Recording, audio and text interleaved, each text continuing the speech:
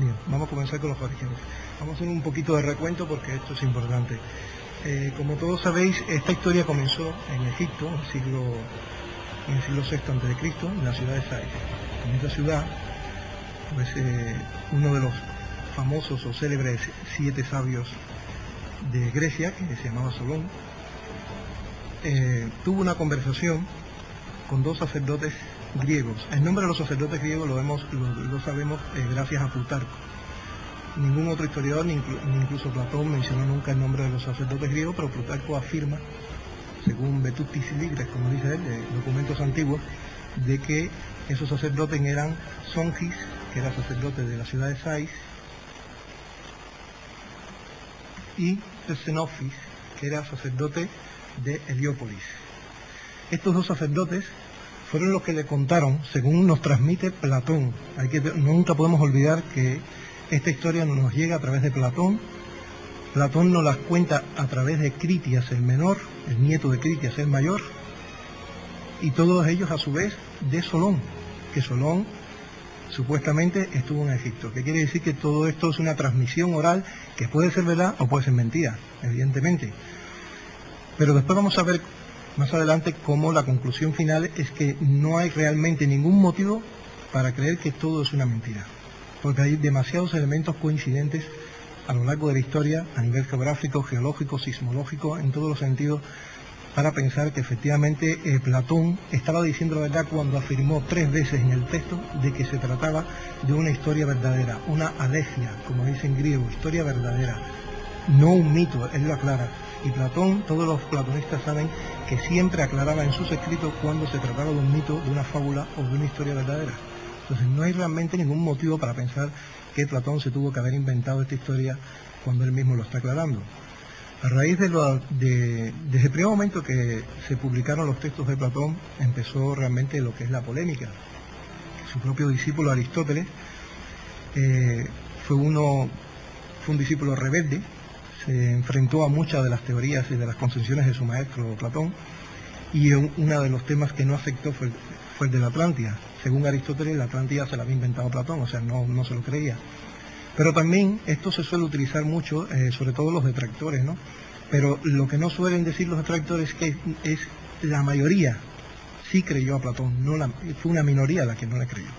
O sea, la mayoría de los más grandes filósofos o historiadores de la antigüedad, fue una tradición continua hasta la Edad Media, tenían a Platón como lo más alto del rigor. O sea, nunca se consideró a Platón como un fantasioso ni un inventor de mentiras.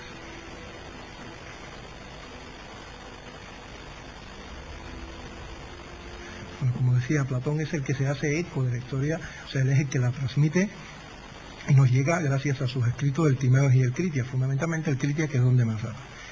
Y entonces, como le decía, los discípulos empiezan la discusión, o sea, digamos que el origen de la atlantología, ya como discusión, como polémica, empieza justamente en la propia academia fundada por Platón, que como ustedes sabrán duró casi 1000 años. Fue la asociación cultural, digamos, que más ha durado a lo largo de la historia.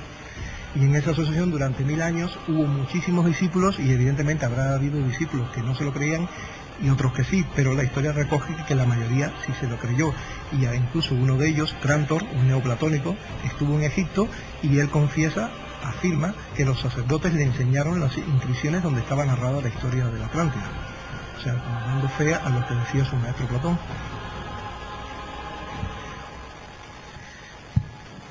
Bien, ahora saltamos un poco a la Edad Media. ¿Por qué? Porque este personaje, José Pellicer de Osau, es prácticamente desconocido en la historiografía española.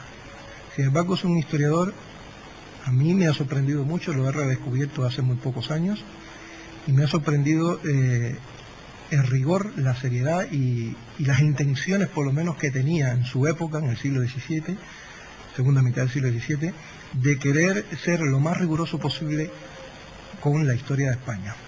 José Pellicer de Osau fue uno de los que derrumbó muchos de los falsos mitos que había sobre España, de que si la había fundado Tubal y todos los Noé y todos los personajes bíblicos. Él derrumbó todo ese tipo de fantasías, los argumentó muy bien, pero justamente en su obra cumbre, que para mí es una obra cumbre, de la población y lengua primitiva de España, que forma parte de un aparato, la monarquía de España, porque él era cronista real. En esta obra él defiende una tesis, él afirma contundentemente y pone muchos datos y muchas pruebas de que la Atlántida era la propia península ibérica, porque el término Nesos, curiosamente, y esto se le había escapado a muchísima gente, ese término griego Nesos, era un término ambiguo, o sea, lo mismo se podía usar para isla que para península, que incluso hasta para el delta de un río. O sea, pero nunca para continente, eso sí está claro, continente era Epiro, o sea, no tiene nada que ver con esos. Pero sí podía ser perfectamente península, y claro, si uno coge el texto de Platón y donde quiera que dice isla pone península, ya encaja todo perfectamente, como veremos más adelante, ¿no?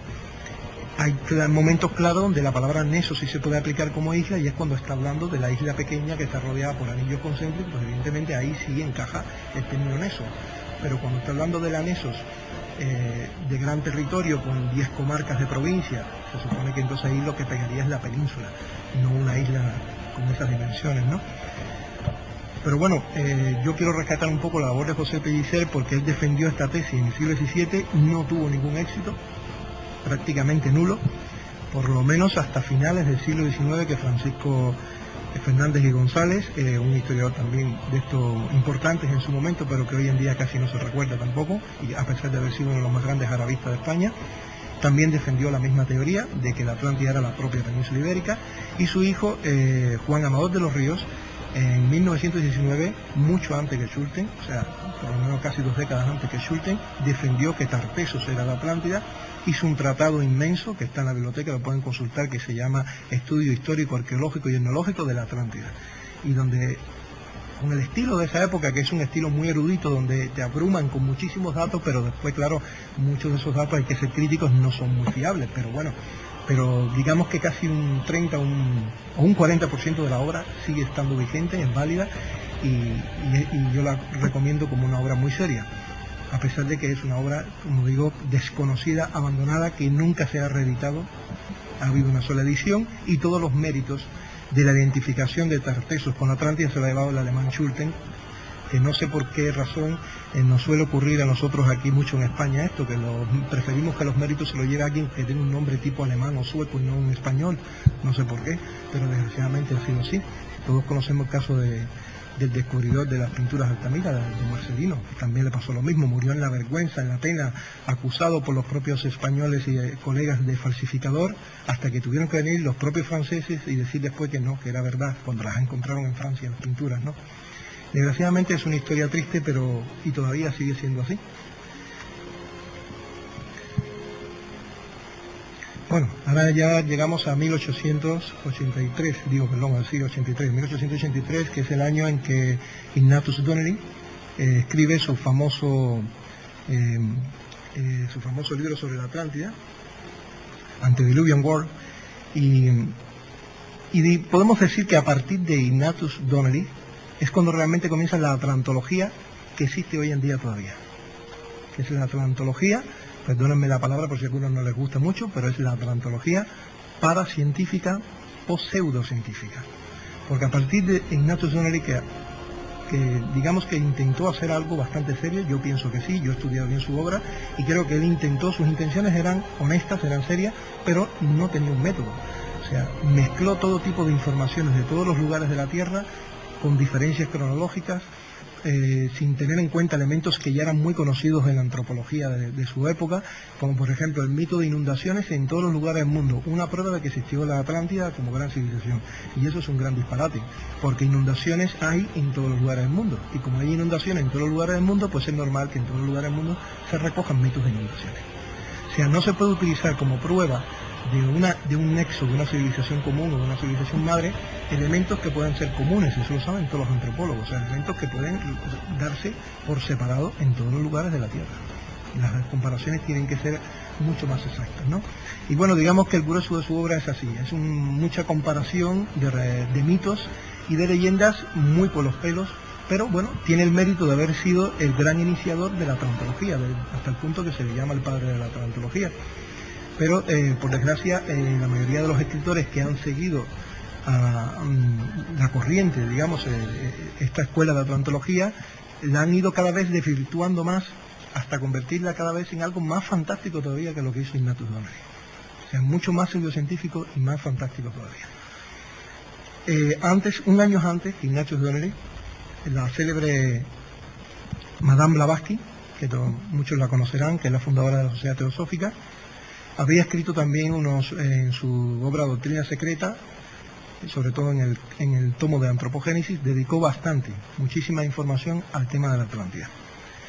Pero aquí también nos encontramos con otro problema, y es que toda la información, el 99% de la información, según ella misma, era información de cartas que le caían del cielo, de contactos que tenía con sus maestros espirituales o astrales, o que ella se desdoblaba y entonces entraba en los archivos acásicos, una especie de matriz o algo así, y allí veía todo el pasado, bueno, pues cosas así, ¿no? Entonces, como pertenece todo a ese campo tan subjetivo, pues evidentemente para la ciencia no tiene ningún peso ni ningún mérito, pero bueno, tiene muchos seguidores. De hecho, la mayoría de los atlantólogos de hoy en día en el mundo que se dedican al tema de la Atlántida son una mezcla entre Ignatius Donnelly y la escuela de Blavatsky. O sea, ha marcado muchísimo. De hecho, se le considera la fundadora del movimiento de la Nueva Era. O sea, es innegable el peso que ha tenido Blavatsky en el campo del esoterismo. Pero siempre hay que tener en cuenta que esoterismo y ciencia pueden complementarse, pero tienen métodos completamente diferentes, ¿eh?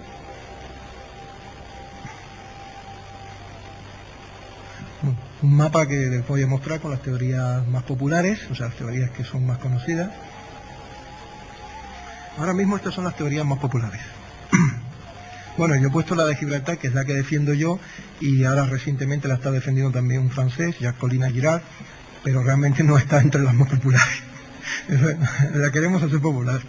Las populares son las otras, sobre todo la de Bolivia, los Andes y Cuba, digamos ahora que es una de las que están más desde hace 2 o 3 años para acá, que con la publicación del libro de Jim Allen, de la Atlántida en Bolivia, en el altiplano, y con los famosos descubrimientos en la punta de Guanacaví, bajo el mar, de una supuesta ciudad, que yo las informaciones más recientes que tengo, porque estoy en contacto directo con los arqueólogos que trabajan en esa expedición, es que de momento siguen siendo formaciones naturales, o sea, no tienen ninguna prueba todavía de que sea algo realmente artificial, por muy curioso que parezca, ¿no?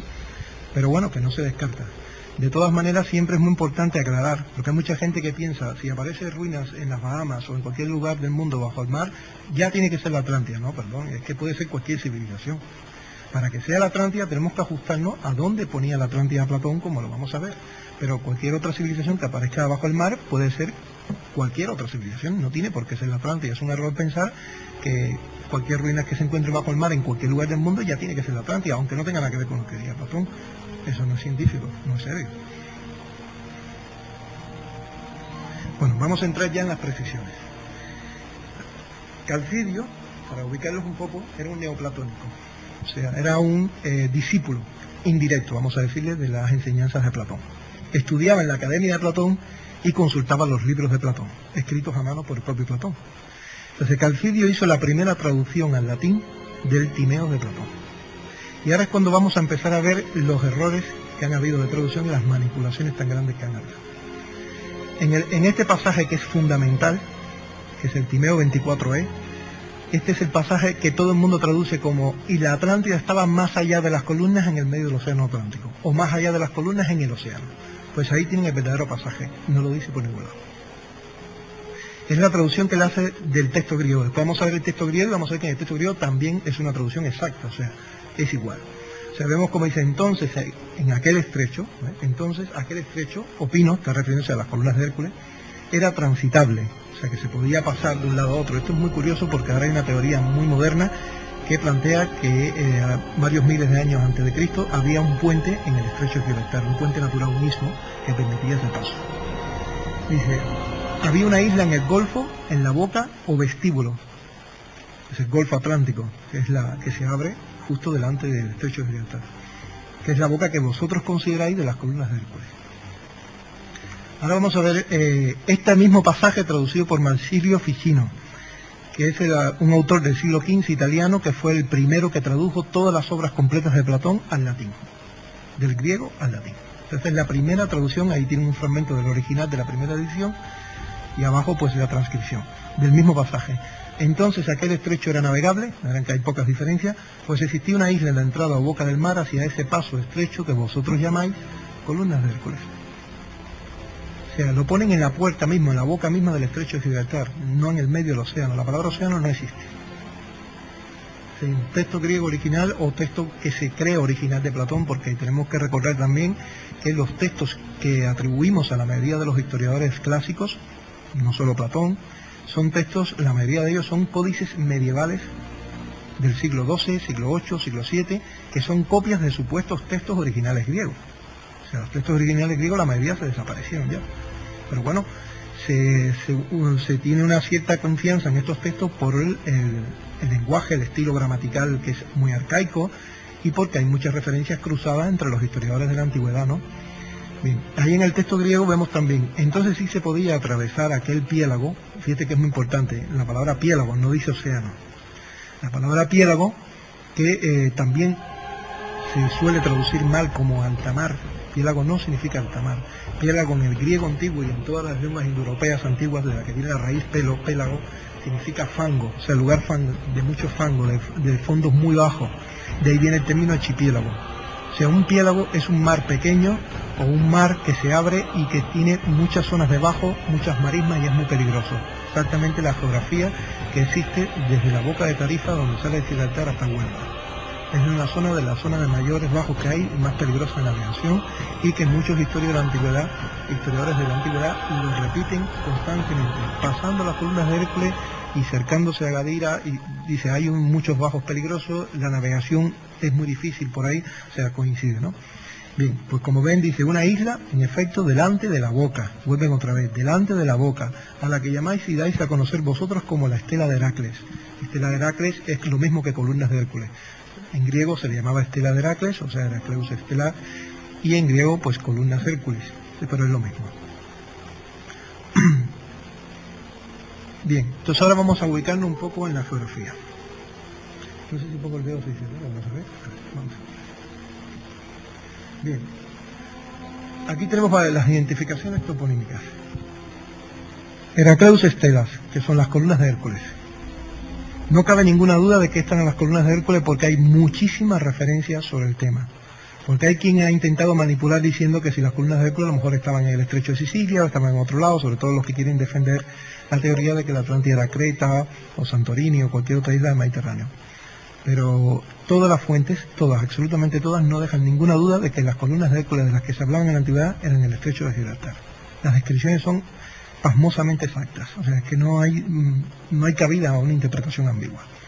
Bien, Platón habla de la región de Gadira. Platón dice que el hermano gemelo de Atlas, que era el primer rey de la Atlántida, se llamaba Gadiro, y era el que había dado nombre a toda la región que llegaba hasta las columnas de Hércules. Aquí tenemos Gadira, ya tenemos dos topónimos. Columnas de Hércules, Gadira. Y tenemos que la isla estaba delante, quiere decir que la isla tiene que estar por aquí, según lo que describe Platón. Después tenemos que Pélagos Atlánticos, que con el tiempo se le terminó llamando Mar Atlántico, es el Golfo Atlántico. Tenemos que otro hermano de Gadiro y de Atlas se llamaba Elasipos, y a Lisboa se le conocía como Olisipos en la antigüedad. La traducción de Elasipo es jinetes, en griego, o sea, jinetes. Y curiosamente una de las tribus también de esa zona del sur, de lo que era la zona del Cabo San Vicente, por debajo de Lisboa, se llamaban los jinetes. Todos los antiguos le llamaban los jinetes, pero no sabemos lo que significa la palabra jinete. Y es curioso que se parece mucho a jinete, porque la evolución fonética de la K a la G a la J es súper conocida. O sea, jinete, jinete, jinetes. O sea, que es una coincidencia que hay que tomar en cuenta. Pero sobre todo, Elasipos con Olisipos, Gadeira, Heracleus Estela y el Atlas al lado. O sea, si Platón está ubicando el entorno que está geográfico, es real, existe. O sea, es una descripción que está realizada por gente que tenía referencias exactas de este lugar. Ahí no hay motivo de error ninguno, o sea, eso no puede ser una mera casualidad. Después tenemos que Platón habla de la llanura rectangular que estaba junto a la ciudad de la Atlántida. Justamente la depresión del Valle Bético es una llanura rectangular. Ahí yo le he trazado unas líneas que se pueden apreciar. Platón dice que esa llanura rectangular estaba rodeada de montañas, Sierra Morena, todo el sistema bético, subbético, que llegaban hasta el mar, efectivamente, llegan hasta el mar. Y en las montañas que llegaban hasta el mar eran escarpadas y altas, efectivamente. Todo el que conozca esta costa de toda la costa, de todo lo que es el sur, desde Murcia hasta Málaga, toda esa zona es una costa escarpada y alta. Platón dice que la llanura se encontraba resguardada también por los vientos del norte, de manera que los vientos del norte no le golpeaban muy fuerte, porque llegaban suavizados por la sierra que había al norte, la Sierra de Granada. Digo, la Sierra Morena, perdón, la de Granada queda aquí, la Sierra Morena. Platón dice que esa llanura tenía 3.000 estadios por 2.000 estadios. Curiosamente, he encontrado 5 referencias de historiadores de la antigüedad que describen la llanura bética por 3.000 estadios por 2.000 estadios igual. Y sin embargo, la gente ha creído que tenía que calcular los estadios por las medidas que se tienen establecidas. Decía, pues si un estadio tiene 180 metros, pues 3.000 estadios por 2.000 estadios, a la gente le daba un continente casi como Groenlandia. Y lo que no ha entendido la gente, que no puedes calcular así, que tienes que usar el contexto histórico. ¿Qué era para los griegos de la época de Platón 3.000 estadios? Pues 3.000 estadios era la llanura bética. No puedes hacer un cálculo, tienes que guiarte por lo que ellos entendían. Los autores de la antigüedad decían que de la desembocadura del Guadiana a las columnas de Hércules había una longitud de 3.000 estadios. Y fíjense que es casi la misma distancia que más o menos hay en la longitud también de la llanura bética. Entonces, esas son las medidas que hay que tener en cuenta. O sea, hay que interpretar siempre con el contexto histórico. Bien, esto es un mapa de reconstrucción del archipiélago de Atlante. O sea, aquí estamos en el estrecho de Gibraltar, esto es lo que viene siendo Tarifa, y estos son los distintos niveles de profundidad. Esta zona es muy baja, fíjense, 16 metros nada más de profundidad, hoy en día, pero está alejado a bastantes kilómetros. O sea, ustedes imagínense lo peligroso que era para los navegantes de la antigüedad, como describe el propio Platón en algunos pasajes, Aristóteles y muchos otros historiadores, que los navegantes tenían la costumbre de navegar muy cerca de la costa. Se guiaban por lo que es navegación de cabotaje prácticamente. Entonces, tener que navegar por toda esta zona era realmente peligroso. Aquí hay solo 5 metros nomás de profundidad. Entonces, esto es lo que se llaman los piélagos o el piélago del Atlántico. Y estas islas que ven ustedes aquí son islas que están ya a 50 metros de profundidad, están a más profundidad, pero que todas estas islas estuvieron en superficie, formando todo un archipiélago de islas, aproximadamente hace unos 11.000 años. O sea, en épocas, digamos, del Paleolítico, y es posible, algunos autores creen que incluso en el Neolítico todavía estarían. Yo tengo algunas referencias de historiadores del siglo VIII, siglo VII, en fuentes fenicias, que hablan de esas islas y las describen perfectamente. Y algunos historiadores del siglo VI griego también hablan de esas islas, lo cual desde el punto de vista geológico es inaceptable, pero hay un geólogo, Antonio Daz, de la Universidad de Córdoba, que precisamente su tesis es demostrar, y le ha venido de maravilla a estas fuentes que yo he encontrado, demostrar que están equivocados todos los geólogos con el nivel de cómo el ritmo con el que ha subido el nivel del mar, y que el nivel del mar ha subido de manera catastrófica a lo largo de la historia muchas veces, hasta 100 metros incluso de golpe. Que no fue solo al final del Paleolítico con el fin de la glaciación. Ha habido impactos de meteoritos que han provocado grandes aumentos de nivel del mar, y es que eso es lógico. Pensemos en un impacto de un meteorito que en el medio del océano Atlántico provoca una ola de tsunamis tan grande que puede hacer que el nivel del mar crezca bastante, ¿no? Y si un meteorito, por ejemplo, impacta en el polo norte o en el polo sur, la cantidad de masa de hielo que derrite es tan grande que puede provocar una catástrofe a nivel mundial con un aumento de más de 20, 30 o 40 metros del nivel del mar. Eso significaría pues cientos de miles y miles de vidas que se podrían perder de gentes que viven a poca altura, ¿no?, con relación del mar. Toda esta zona, desde el estrecho de Gibraltar hasta la desembocadura del Guadiana, es una zona que está desde el nivel 0 hasta menos. O sea, por eso se llama la depresión bética. Va bajando y llega un momento que la mayor parte de la cuenca del Valle del Betis está por debajo del nivel del mar. Así que fíjense lo fácil que era que hubiera ocurrido una catástrofe, un tsunami que hubiera provocado un hundimiento y hubiera sumergido a toda la ciudad de Atlanta y a todo el imperio completo. Era muy fácil, porque está en un nivel muy, muy rasante. Bien, aquí tenemos en este mapa, se ve también los bajos, ¿no?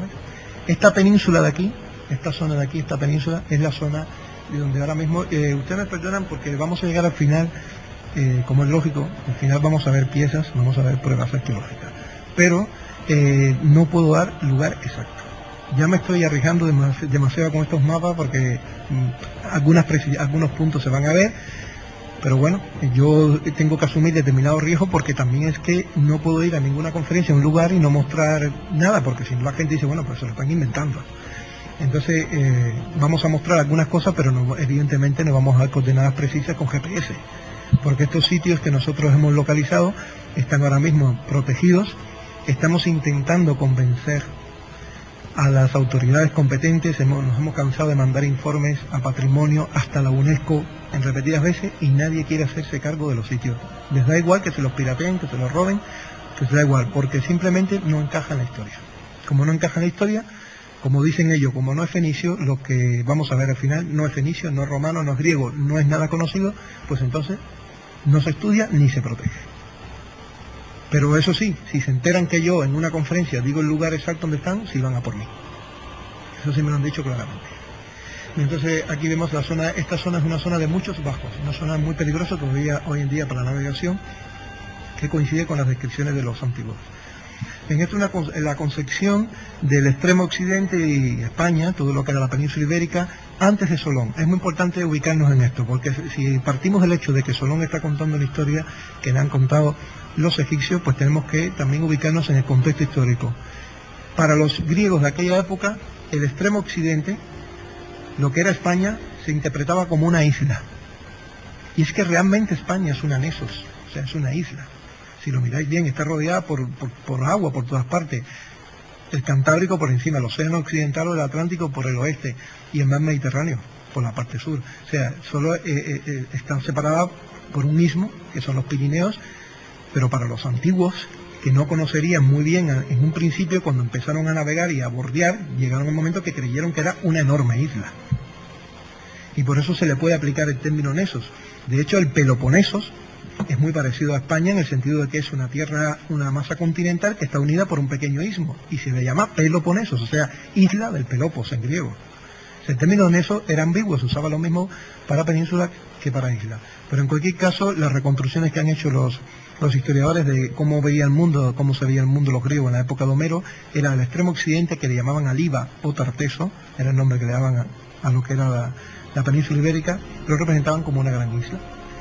Ya después vemos que en el 500, o sea, posterior a Solón, a la muerte de Solón, ya se van los viajes de los griegos a la península ibérica, van siendo cada vez más frecuentes y se va conociendo un poco mejor la geografía, y bueno, pues ya se interpreta de una manera muy amorfa, pero ya no se interpreta como una isla la península ibérica.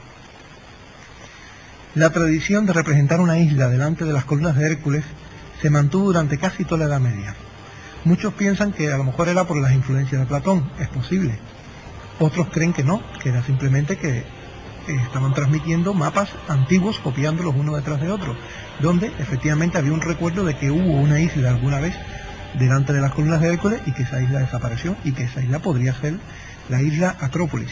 Es que aquí hay dos cosas que hay que diferenciar. Platón deja muy claro cuando habla de la isla Acrópolis, que es decir, de la isla pequeña, donde está la Acrópolis sagrada rodeada por 3 anillos de agua o de mar, que entraba por el mar, y 2 de tierra, que en el centro estaba el templo de Poseidón. Todo eso Platón lo ubica en una isla, pero después cuando habla del Imperio Atlante, entonces cuando está hablando realmente ya de una península grande, que puede ser la península ibérica, incluso del Atlas, cuando habla de que el reino del primer hijo de Poseidón y de Clito se llamaba Atlas y vivía en el reino de Atlante, o sea, lo que es el monte Atlas. O sea, está claro que la reconstrucción, como vamos a ver después del Imperio Atlante, es algo más. Digamos que es casi todo la mitad occidental de España y la mitad occidental de lo que es hoy Marruecos. Eso sería realmente el Imperio Atlante. Y en el medio de las columnas de Hércules habría una isla que probablemente sea la famosa isla de Majuán, que digo famosa porque se ha hecho famosa ahora a raíz de las investigaciones que hemos hecho nosotros y de la teoría de Colina Girard, que también coincide conmigo en que ahí en esa isla debe estar la Acrópolis. Y bueno, para este verano van a haber 2 expediciones chocando ahí, una la francesa de Colina Girard y la nuestra, para tratar de encontrar restos en el banco de Majuán. Se llama banco, pero realmente es una isla que está justo en esa misma posición. Lo vamos a ver en otros mapas. Esta es una tábula romana del siglo II después de Cristo. Ahí se ve una isla justamente delante de las columnas de Hércules y le pintan las 2 columnas encima. Y es muy curioso porque muchas tradiciones hablan de que había una isla en el medio de las columnas y que esa isla tenía 2 columnas y que de ahí viene el mito de las columnas, mientras que otros defienden que no, que era el peñón de Gibraltar y el monte hacho de África, pero hay varias teorías en ese sentido.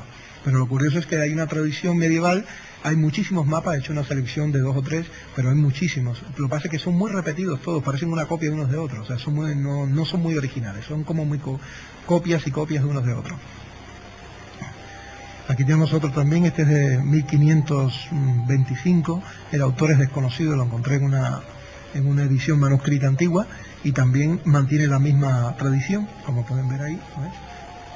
Una isla justo delante de las columnas de Hércules también. Y este es el mapa más antiguo que se conoce de una versión, o sea, de una copia del famoso mapa de Ptolomeo. El mapa de Ptolomeo, hecho por Ptolomeo, no se ha encontrado jamás. Lo que se han encontrado son mapas medievales. Este es del siglo XIII. Ese es más antiguo, este lo conserva el Vaticano. Se han encontrado mapas medievales que le llaman mapas de Ptolomeo, porque lo hacen según las descripciones de la cosmografía de Ptolomeo y de la geografía de Ptolomeo. Y vemos también ahí otra vez esa isla delante. Justamente aquí está todo muy deformado. Esto viene siendo lo que es Calpe, y esta punta viene siendo el Cabo de Trafalgar. Pues justo delante del Cabo de Trafalgar, recordemos el mapa que habíamos visto hace un poco detrás, donde se ve esa punta por debajo del mar de baja profundidad azul, pues sería justo donde está esta isla ahora. Estamos hablando de que hoy en día está a 17 metros de profundidad nada más. O sea, nada impide que hace 2000 años, de hecho no hay ningún geólogo que pueda negarlo, que hace 2000 años incluso, en plena época romana, esa zona todavía estuviera emergida y hubiera una gran isla ahí, y que fuera la misma isla que en el pasado se le llamó la isla Atlantis. Bien, vamos ahora a entrar en el tema sísmico. Hasta ahora hemos visto un poco cómo el tema de la descripción de Platón no deja ningún lugar a duda en cuanto a la localización. O sea, voy a recordar un poco ese tema porque es muy importante, para que no quede dudas. Platón utiliza una voz griega que es pro o pros. Y esa voz griega no tiene ninguna confusión. Cuando dice pros, Laura Cleus está queriendo decir justo delante, porque pros se utiliza para decir ese vaso está delante de ese vaso, pero no se puede usar para decir algo que está más allá o que está muy lejos. Para eso tienen otras palabras como pera o meta. Pros es lo que está al lado mismo, junto o delante de algo, pero muy próximo. Y después vemos que en las traducciones latinas lo traducen por el equivalente, o sea, cuando dicen ante la boca, o sea, ante, delante de la boca, o sea, no dicen nunca más allá, no utilizan la expresión en latín ultra, jamás. O sea, que está claro que la precisión es exacta, o sea, la isla Atlantis, la isla Acrópolis, es una isla que tenía que estar delante de la boca misma del estrecho de Gibraltar, y por eso él dice, por una parte colindaba con la región de Cádiz, o sea, Gadira, y por la otra parte con la región del Atlas, Marruecos, o sea, más claro, y el agua. Ninguna tesis que ponga la Atlántida en ningún otro lugar del mundo se puede sostener porque iría en contra de lo que dice el propio Platón, que a fin de cuentas ha sido el primero y el único que realmente ha hecho un tratado sobre la Atlántida en la antigüedad. Sería otra cosa, pero la Atlántida no podría ser. Esto es el tsunami de Lisboa. Supongo que alguno habrá oído hablar de este famoso tsunami.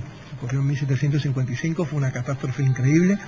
Llegó a producir más de 70.000 muertos desde la zona de Lisboa, todo el suroeste de la península ibérica, Cádiz, Huelva, Chipiona. De hecho, en Chipiona tienen hasta un monumento todavía de la época de la cantidad de muertos que hubo.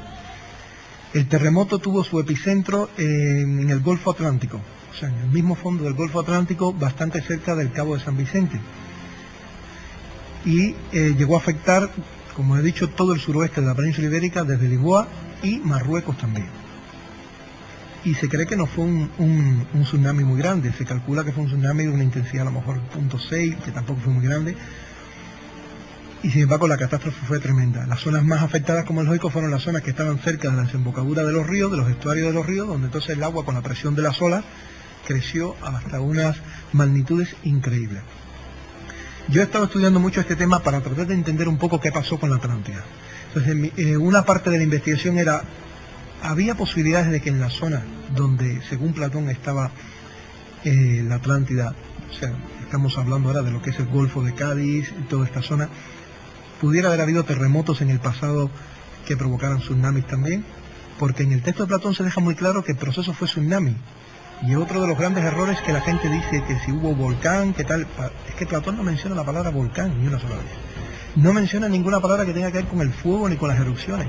Dice claramente cataclismos, seismon, cataclismos. O sea, seismon es terremoto, de ahí viene el término sismo. O sea, terremotos y después un gran cataclismo. Cataclismo es una palabra griega que significa inundación. Inundación, sobre levantamiento de olas, o sea, grandes olas, inundación. Curiosamente, él utiliza la palabra, él utiliza un verbo que es exceis, es muy difícil de pronunciar, que significa excesivamente fuerte, o sea, unos terremotos muy fuertes y después el cataclismo, la gran inundación. Los oceanógrafos que he consultado dicen que es la descripción más exacta que han visto jamás en la vida del proceso de un tsunami.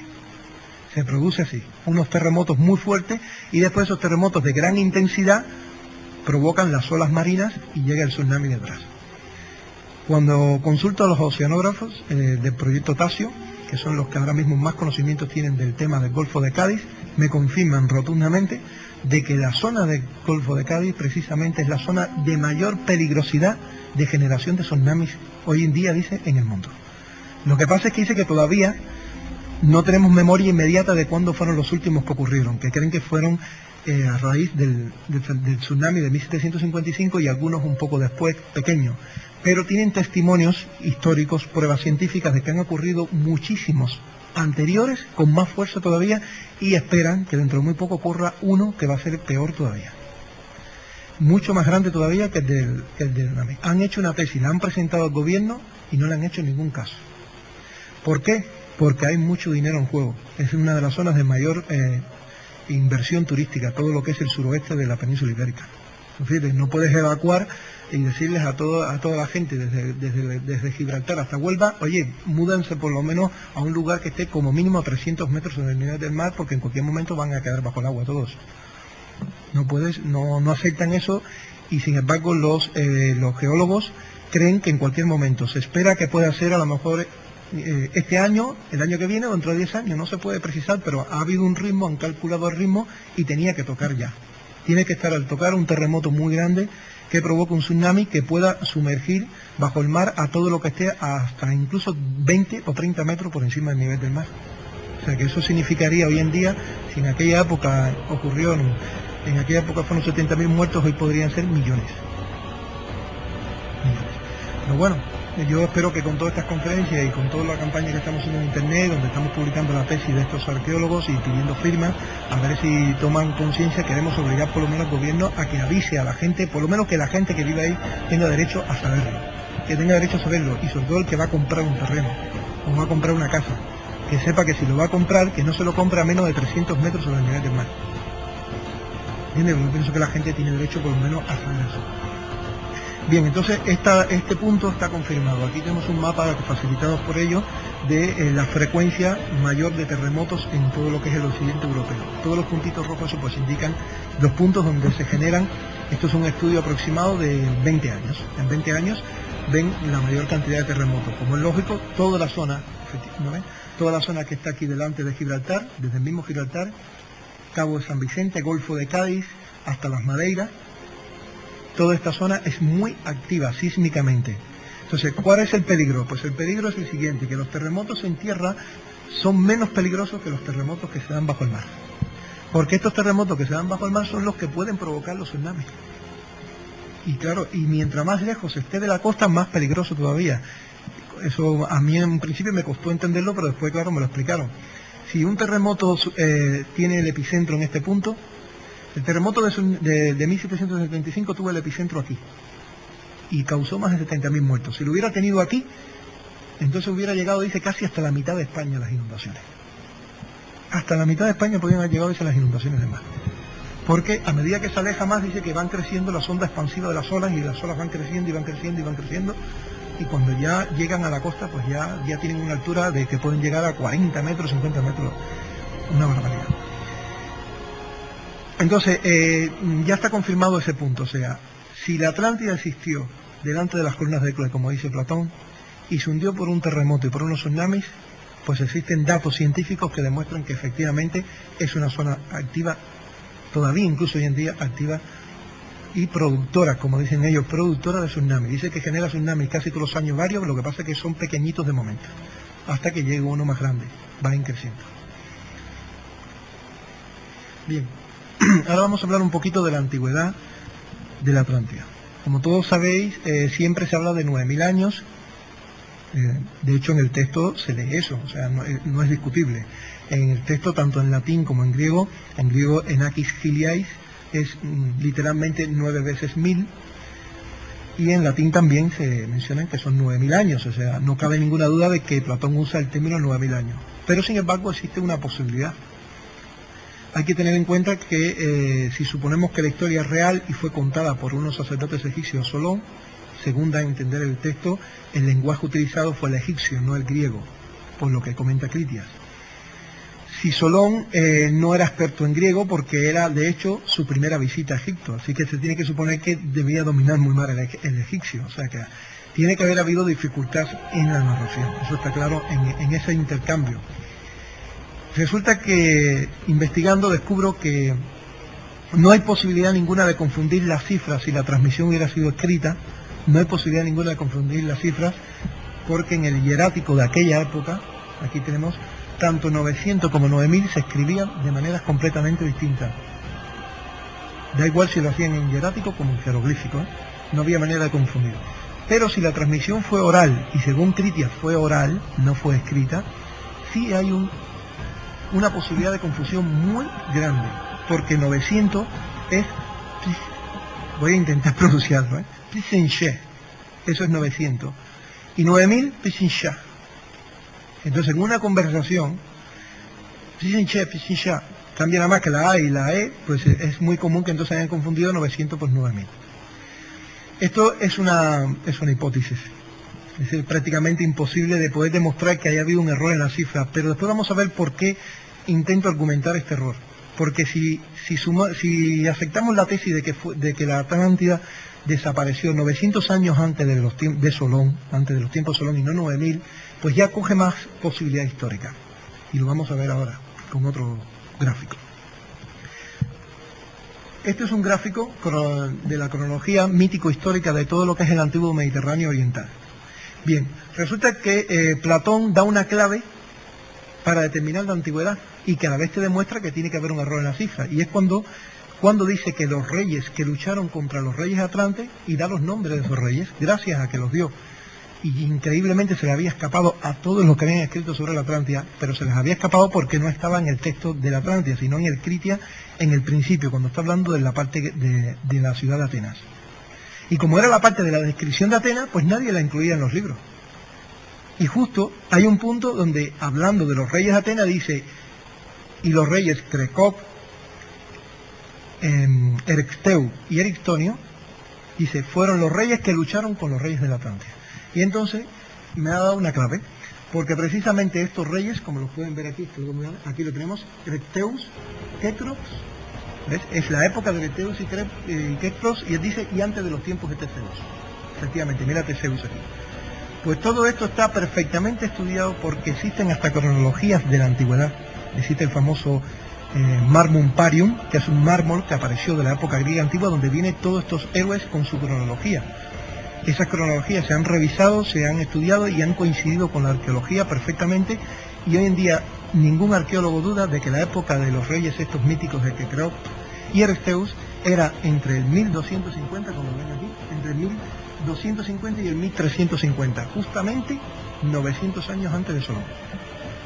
Ya tenemos un elemento importante, porque el mismo Critias asegura que esos fueron los reyes que lucharon contra los reyes de la Atlántida. Entonces, ¿cómo podemos entonces armonizar todo esto? Pues o aceptando el error entre 900 y 9000, que podría ser esa una solución posible, y otra de que cuando habla de 9000 años esté hablando del origen de la Atlántida, porque hay que tener en cuenta que Platón empieza hablando de la Atlántida de cuando surge el primer hombre en la Tierra, dice que surge de la Tierra, y la primera mujer como Adán y como Eva, o sea, desde los tiempos en que no conocían ni la navegación, y después va hablando de cómo la Atlántida va desarrollando hasta que va pasando por la edad de los metales. O sea, que quiere decir que lo que hace es realmente la historia de la evolución de las civilizaciones occidentales a través de la Atlántida. Entonces puede ser que 9000 años se refiera a cuando empezó la civilización. sea, 9.000 años. Pero la época en que desapareció la Atlántida la fijan al decir quiénes fueron los reyes con los que lucharon.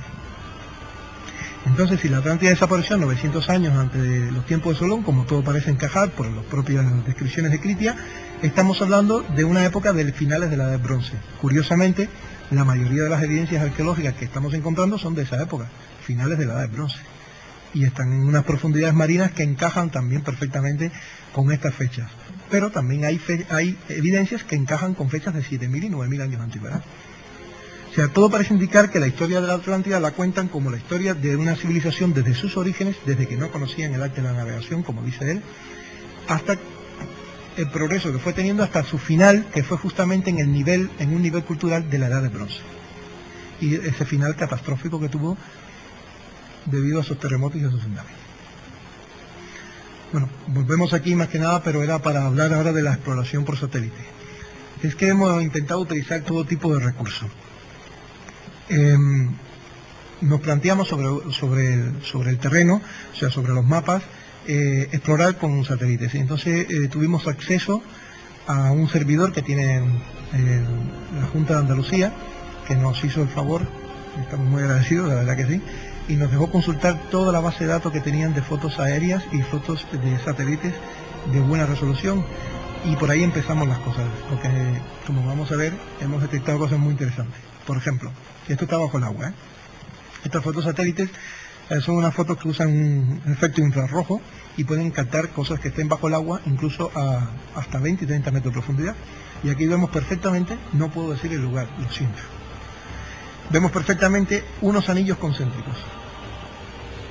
Podría ser, y más por el lugar en el que está, podría ser perfectamente la Acrópolis de la Atlántida principal. Era una ciudad circular rodeada de fosos y de anillos concéntricos. Tenemos una especie de gran calzada que por las dimensiones, la foto es mucho más amplia evidentemente, por las dimensiones podría tener aproximadamente unos 10 kilómetros de largo. Una especie de gran calzada o de gran canal. Todavía no está muy claro lo que es. Todo esto que está en negro aquí es la costa. O sea, esto está casi al borde de una costa del sur. No puedo decir el lugar exacto, y hemos tenido que tapar todo esto en negro, además nos lo sugirió la propia Junta de Andalucía, porque se veían elementos que alguien que fuera de la zona podía identificar el lugar. Pero aquí se ven estructuras circulares o semicirculares frente a la costa. Están aproximadamente, hemos podido consultar una de ellas, y están aproximadamente unos 20 metros de profundidad también. 20 metros de profundidad, para que os hagan una idea, es mucho a nivel cronológico. O sea, es mucho a nivel cronológico. Según los oceanógrafos, cualquier construcción que esté bajo el mar, por debajo incluso de 9 metros de profundidad, ya tiene que tener más de 3.000 o 4.000 años de antigüedad. Y si tiene 20, puede tener 7.000 o 9.000 años de antigüedad. Estas construcciones circulares son un enigma, pero curiosamente Platón habla de que toda la costa del Imperio Atlante estaba cubierto de unas construcciones en formas de curvas. Dice curvas, construcciones curvas. El término literalmente es curva. Mucha gente ha traducido eso como cúpulas, otros han traducido como arcos o semicírculos, efectivamente. Sí. Un detalle un poco más de cerca, más ampliado. Bien, en las pesquisas que hicimos nosotros el año pasado, en la expedición que hicimos en el 2003, que era simplemente una expedición de prospección superficial, porque como todos sabrán, para poder hacer algo más amplio hay que tener unos permisos especiales. Entonces lo único que queríamos era fotografiar, filmar y contactar con todos los pescadores de la zona, con todos los arqueólogos aficionados. Hicimos una labor bastante ardua, fue muy difícil porque, como es lógico, la mayoría de la gente estaba aterrorizados, tenían miedo.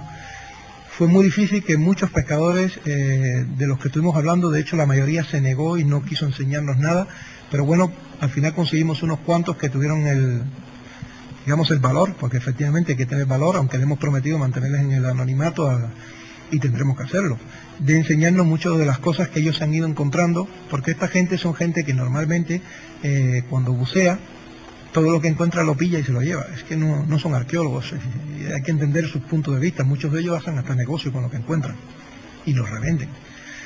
Entonces, uno de ellos encontró lo que nosotros tenemos, por lo que hemos visto, vamos a ver algunas cosas, un taller bajo el mar, porque en el lugar que lo encontró, que estaba a 20 metros de profundidad, estaba repleto de lingotes de bronce, pero es que si hubiera sido solo lingotes, pues podía haber sido un barco, ¿no? Un barco hundido. Pero es que estaba todo, los crisoles, las rebabas, las escorias, o sea, todo lo que deja un taller de fundición, pero a 20 metros bajo el mar. O sea que, y restos de edificación con las losas, los bloques, todo. O sea que encontró un taller. Entonces, dentro de algunas de las piezas que ellos sacaron esto creyendo que era oro, porque cuando lo vieron relucía mucho y no era más que cobre casi puro. Esto es muy curioso y ahora vamos a entrar en uno de los aspectos más polémicos también de la historia de Atlantis y que más se ha manipulado. Supongo que todos habrán oído hablar del famoso oricalco. Bien, esa es la pronunciación, digamos, latina o castellana, que está mal pronunciado, porque en griego es orijalcos, y orijalcos en griego significa literalmente cobre de monte. No significa oro con plata ni nada de eso, se lo inventó la gente ignorante que no sabe leer el griego, que no sabe ni lo que significa la palabra.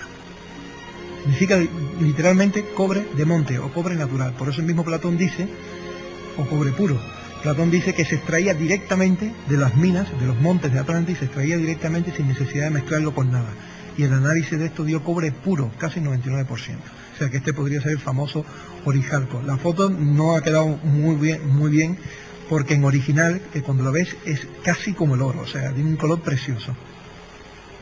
Es un punzón, además se ve desgastado por la punta, es el típico punzón como los que se usan, como los que pueden encontrar ustedes en Marruecos ahí en los orfebres trabajando, pues igualito.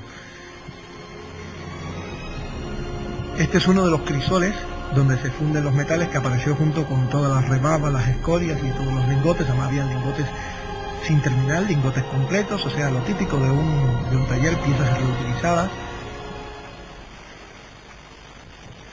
Estos son los bloques de las murallas que rodean este sitio.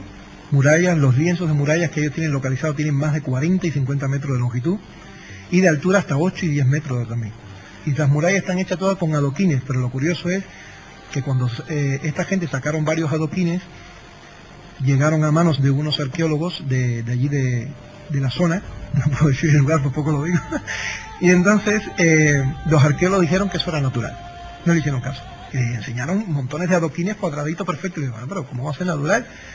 Y no, que eso es natural, pero claro, es que no querían aceptar, evidentemente, que a 20 metros de profundidad pudiera haber murallas y pudiera haber todas esas cosas, y no le hicieron ningún caso.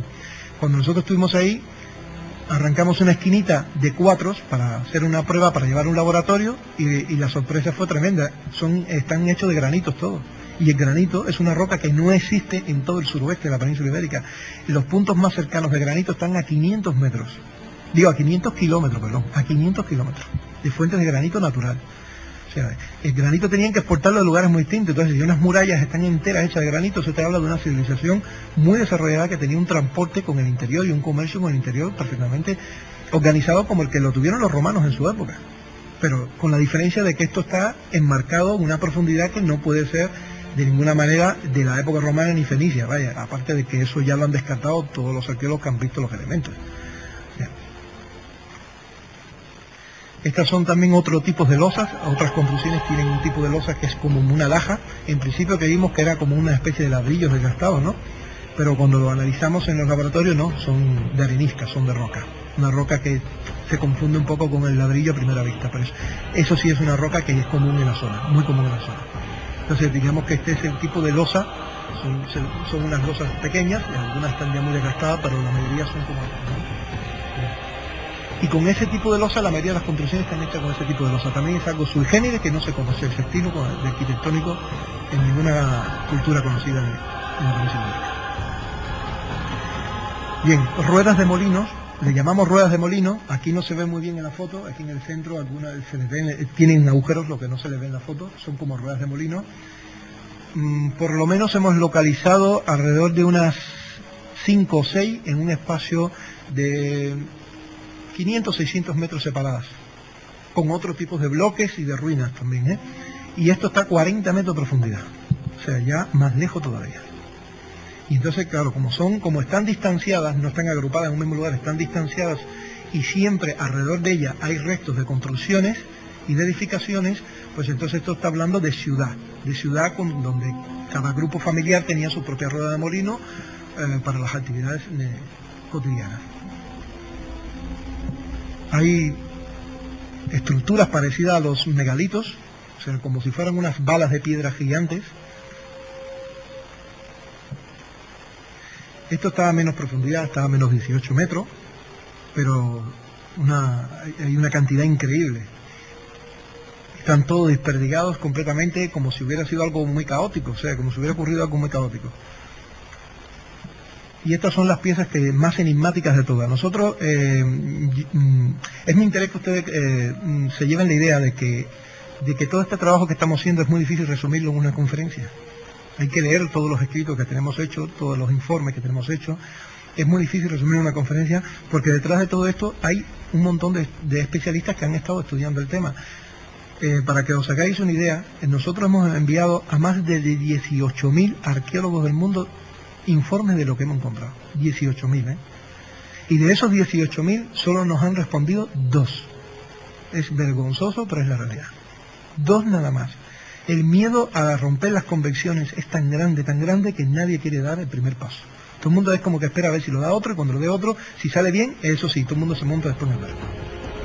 Entonces, de esos 2 que nos han contestado, hemos tenido la suerte de que uno de ellos, que sea el famoso George Bass, que es el padre de la arqueología submarina moderna hoy en día, de la Texas University. Es un gran arqueólogo, sin ningún tipo de duda, que tiene un prestigio internacional tremendo. Y él fue el primero que nos advirtió sobre estas piezas. Él creía que eran unas piezas que se conocen, que son muy raras, dice que se conocen como ruedas de molino, que me extrañó mucho, yo veo cuadradas. Dice, bueno, que se usaban como una especie de embudo y tal.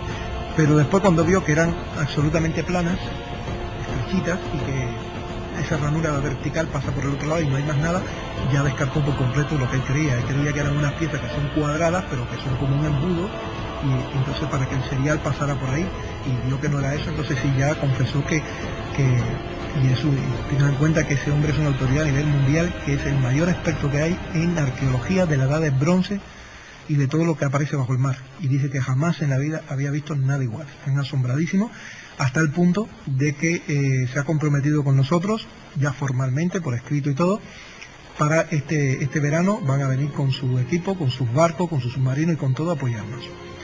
Lo que pasa es que tenemos el problema de que no conseguimos el permiso del gobierno español, y no lo vamos a conseguir seguro, es lo más probable, porque con todos los intentos que hemos hecho, hasta ahora lo único que han hecho es, en el mejor de los casos, es burlarse de nosotros, pero en la mayoría ni responden. Entonces, claro, sin el permiso ellos no pueden hacer nada, ellos no pueden venir aquí con el barco de submarino y meterse ahí si no hay un permiso oficial.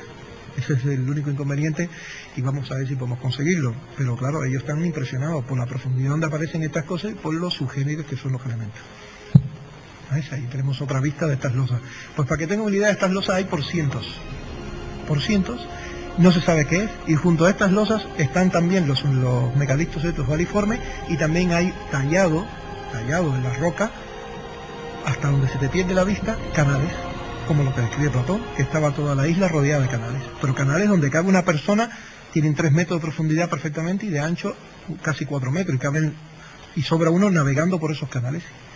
Y aparte de canales hay pozos, no sé si trajo una foto, creo que sí, pozos tallados en la roca perfectamente como filos de distintos tamaños, pero por montones, no nos puedes contar.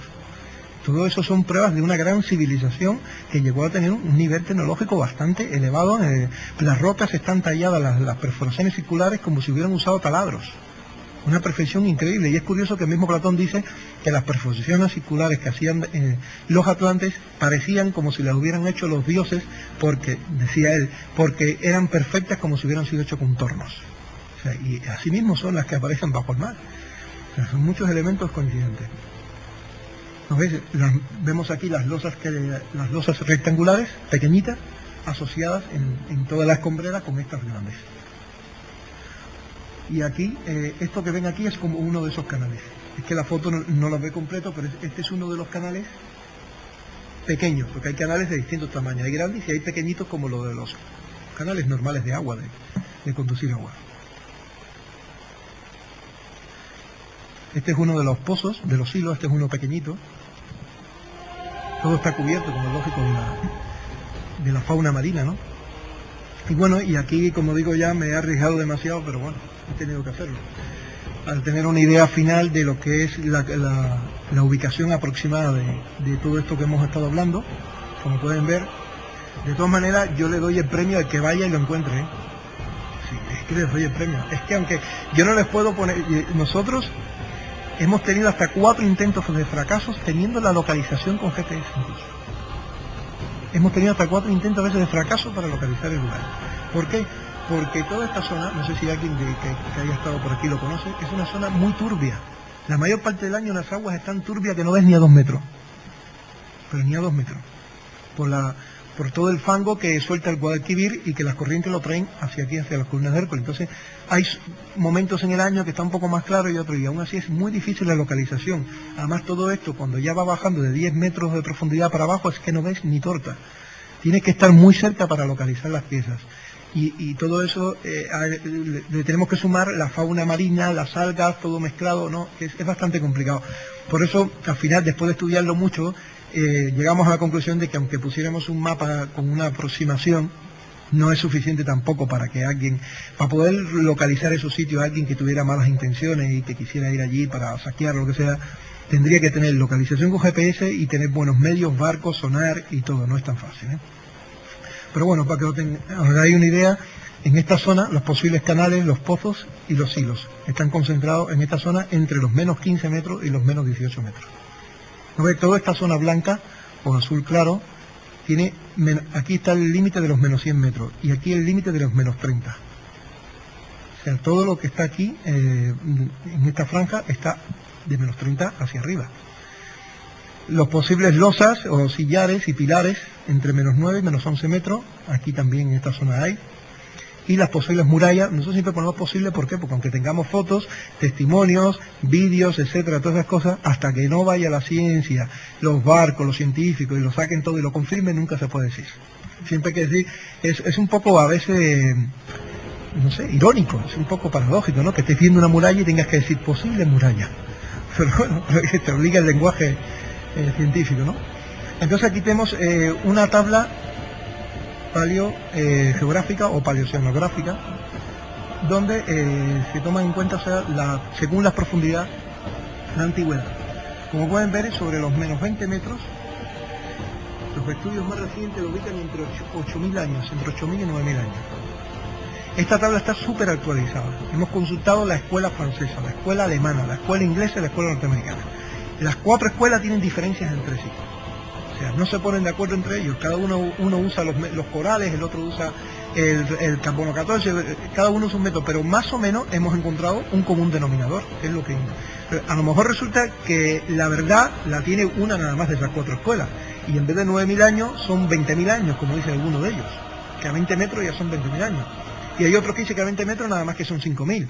Entonces nosotros hemos trazado una media con todas las escuelas, y según esa es la media que nos ha dado. O sea que en cualquier caso estamos hablando de evidencias que tendrían que estar entre los 7.000 y los 9.000 años de antigüedad. Eso tomando una media. Porque vuelvo e insisto, si resulta que la escuela francesa tiene razón, por ejemplo, la escuela francesa calcula 20.000 años para esa profundidad. Los de Texas University están más por la labor de que creen que puede ser 9.000, 10.000 años. En cualquier caso, lo que ellos plantean es que ellos no pueden entender cómo es posible que España no se preocupe por un descubrimiento como este, que dice que según ellos podría ser el descubrimiento más importante de la historia de la humanidad. Ya no porque pueda demostrarse que la Atlántida era real, eso ya casi es lo de menos, es que también puede ser Tartessos, que nadie la ha encontrado nunca.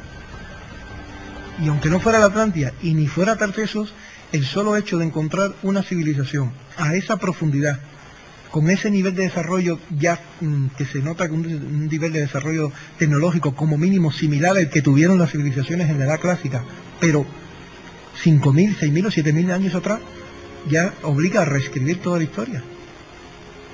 Y por supuesto implicaría que todos los orígenes de la civilización se tendrían que trasladar ahora al occidente, a la zona de entre España, Por eso quizás los megalitos más antiguos se ha demostrado que están en España. La cultura del vaso campaniforme ya se sabe que surgió en España. O sea que casi todos los pilares más importantes de la civilización del mundo antiguo mediterráneo se saben que surgieron en la península ibérica, que las fechas más antiguas están en la península ibérica, pero no se sabe dónde vino. Pueden haber venido de esta civilización que fue una civilización costera, y como fue una civilización costera, fue tragada por el mar por un gran terremoto y, como bien dice la tradición, pues desapareció la civilización. ¿Quiénes quedaron? Como dice el propio Platón, los cabreros.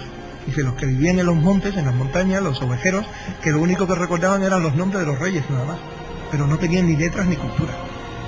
Entonces los pocos sobrevivientes que quedaron, que serían los campesinos, digamos, la gente que vivía más adentro, más al interior, pues empezaron la civilización de nuevo imitando y recordando algo. Pero no, evidentemente hubo una ruptura. Esto podría dar explicación incluso a esa famosa laguna vacía que hay del salto de las civilizaciones, que no se entienden cómo pasaron de pronto del paleolítico a la edad de los metales. Porque realmente el salto se produce del paleolítico, no al neolítico. El salto grande es realmente del neolítico a los metales. Porque en cuanto el hombre descubre los metales es cuando realmente empieza la civilización del hombre, se expande, inventa la escritura, pero todo eso ocurre como de la noche a la mañana. No se ha encontrado por ningún lugar un proceso lógico, pero se sospecha que en algún punto del Mediterráneo fue. Pero todas las teorías siempre apuntan a que toda la luz vino de Oriente, el famoso ex orientis lux. Sin embargo, ahora las teorías más vanguardistas, incluso el inglés Colin Reffer es uno de los que lo está defendiendo, es al revés. Ex occidentis lux, que la luz pudo haber venido de Occidente, o sea que la civilización pudo haber surgido en algún punto de Occidente.